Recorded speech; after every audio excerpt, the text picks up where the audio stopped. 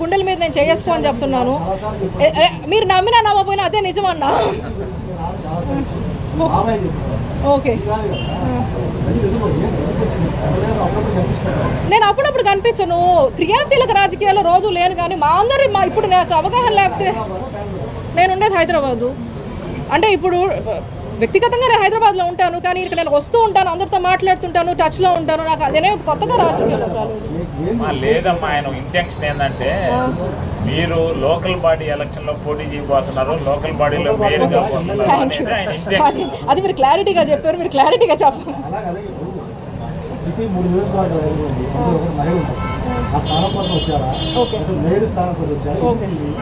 First ఆయన క్వశ్చన్కి మీరు క్లారిటీ ఇచ్చినందుకు మీకు చాలా థ్యాంక్స్ అండి. నాకు రెండో విషయం ఆయన అడిగారు, అంటే లోకల్ బాడీస్లో ఇంట్రెస్ట్ ఉన్నారా లేకపోతే మహిళ అయితే ఇంట్రెస్ట్ ఉన్నారా అని. ఈ లోకల్ బాడీస్లో ఇంట్రెస్ట్ ఉన్నారా అనేది అసలు నా మైండ్లో కూడా నాకు తెలిసి, మా నాన్న మైండ్లో ఎవరి మైండ్లో కూడా అది ఉందో కూడా నాకు తెలియదు.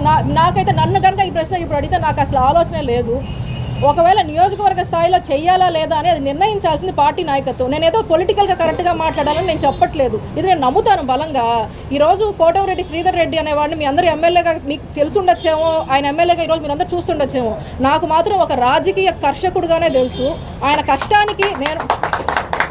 కష్టానికి నేను అంత తగినంత కష్టం పడుతుందనుకున్నా, నేను భావించిన రోజే అది మీరు జరగదు ఏదైతే అనుకుంటున్నారు. అంతవరకు నేను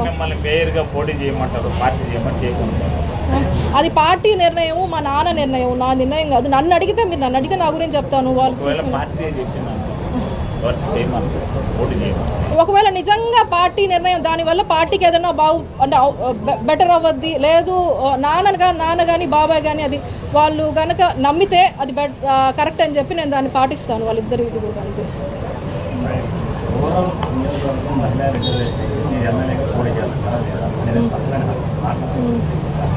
నేను ఇది చెప్పాను కదండి ఆల్రెడీ, మళ్ళీ చెప్తా. ఎవరు పోటీ చేస్తారనేది పార్టీ నాయకత్వం. అది నాన్న పోటీ చేస్తాడా బాబాయ్? ఒకవేళ జనరల్ అయినా లేడీగా మేము 50% రిజర్వేషన్ ఇస్తున్నాం పార్టీ తరఫున, గవర్నమెంట్ ఇంతవరకు రిజర్వేషన్ పాస్ చేయలేదు కాబట్టి నేను కష్టం చేయడానికి సిద్ధంగా ఉన్నా. అవకాశం ఇవ్వాల్సింది మాత్రం నేను కాదు. ఆ మాట నేను మీకు చెప్పాల్సిన అర్హత కూడా నాకు లేదని నేను నిజంగా భావిస్తున్నాను. దాని మీద నేను కామెంట్ చేయాలనుకోవట్లేదు. మా పార్టీ జనరల్లో మిమ్మల్ని పోటీ చేయమని చేస్తారో లేదు, పార్టీ నిర్ణయించింది జనరల్లో మీరు పోటీ చేయండి అంటారు, అప్పుడు చేస్తాను. పార్టీ నిర్ణయం బాబాయి నాన్న అదే కావాలి అని కోరుకుంటే నేను తప్పకుండా ఏం చేయడానికి కూడా సిద్ధంగానే ఉన్నాను.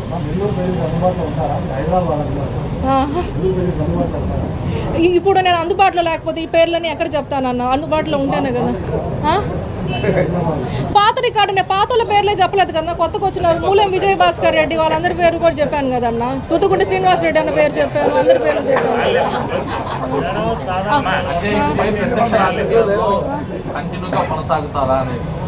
అది అవసరాన్ని బట్టి వాళ్ళు నిర్ణయిస్తారు, మేము డీటెయిల్స్ అనేది చెప్తాము అవన్నీ కూడా. ఎందుకు మా మహిళా నాయకుల పేర్లు ఎవరు చెప్పలేము అనుకోబాకండి అమ్మ, వాళ్ళు కూడా ఉన్నారు. నియోజకవర్గ స్థాయిలో పనిచేసే వాళ్ళు కూడా చాలా మంది ఉన్నారు. నా డిస్క్లైమరు అన్న, మీరు మహేష్ అన్న ఇది మీరు వినాలా, ఇది కంపల్సరీ ఇంపార్టెంట్. ఆయన క్వశ్చన్ అడిగారు, నేను ఏదో కొన్ని పేర్లు చెప్పేసా. అమ్మ దయచేసి చూస్తున్న వాళ్ళు ఎవరు కూడా నేను పేర్లు ఏదైనా మిస్ అయ్యి ఉంటే ఈ క్షణంలో నా మైండ్కి అది వచ్చిన పేర్లే, కానీ వీళ్ళే పనిచేశారు మిగతా వాళ్ళు పనిచేశారు చేయలేదు అని కాదు. ఈ నిమిషాల్లో ఎవరు గుర్తొచ్చారో వాళ్ళు చెప్పాను. ఇంకా కూడా నాకు చాలా మంది తెలుసు, మీ అందరినీ చూస్తే కూడా నేను గుర్తుపట్టగలుగుతాను. నాకు ఆ నమ్మకం నాకుంది. దీన్ని ఎవరు కూడా వీళ్ళే నాన్న మనసులో ఉన్నారు, వీళ్ళే పనిచేస్తున్న విధంగా చూడొద్దు, ఎవరు కూడా పర్సనల్గా తీసుకోవద్దు. ఇది కేవలం ఈ మూమెంట్లో నాకు గుర్తొచ్చిన పేర్లు నేను చెప్పాను అంతే.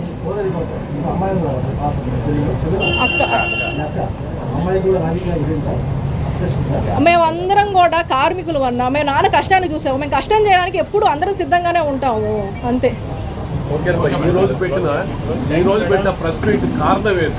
ఇప్పుడు మనం మహానాడు జరగబోతుంది, మనం అందరం కూడా సమిష్టిగా కృషి చేయాలి. ఏం చేసాం నెల్లూరు రూరల్కి, తెలుగుదేశం పార్టీ రాష్ట్రానికి ఏం చేసింది, స్థానిక సంస్థలు రానున్నాయి, అందరం కూడా కలిసికట్టుగా పనిచేయాలి అని చెప్పి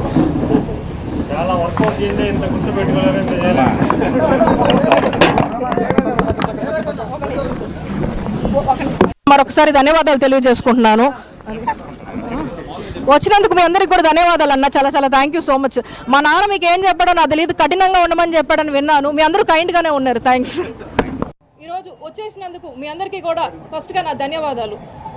ఈరోజు మనందరికీ తెలిసినట్టు తెలుగుదేశం పార్టీ యొక్క మహానాడు కార్యక్రమము నెల్లూరులో జరగవలసింది, కానీ ఈరోజు ప్రపంచంలో ఏర్పడిన పరిస్థితుల దృష్ట్యా మన గౌరవ ప్రధానమంత్రి శ్రీ నరేంద్ర మోదీ గారు ఇచ్చిన పిలుపు మేరకు ఆ పొదుపు చర్యల్లో భాగంగా మహానాడుని హైబ్రిడ్ మోడ్లో కండక్ట్ చేయాలని చెప్పి మంగళగిరికి షిఫ్ట్ చేయడం జరిగింది.